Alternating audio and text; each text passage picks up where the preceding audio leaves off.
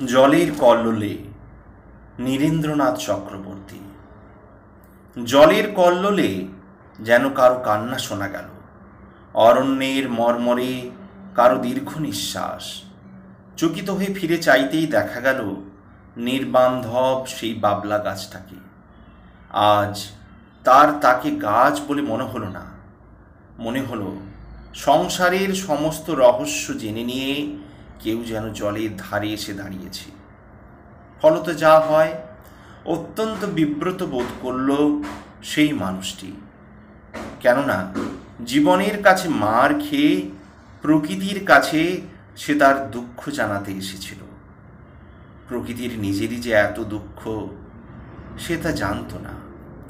জলের কল্লোলে যে কারো কান্না ধ্বনিত হতে পারে, অরণ্যের মর্মরে কারো নিঃশ্বাস, সে তা বোঝেনি এবং ভাবেনি যে নদীর ধারের সেই বাবলা গাছটাকে আজ বিষণ্ণ একটা মানুষের মতো দেখাবে। নদীকে সে তার দুঃখ জানাতে এসেছিল, জানালো না। সন্ধ্যার আগেই সে তার ঘরে ফিরে এলো।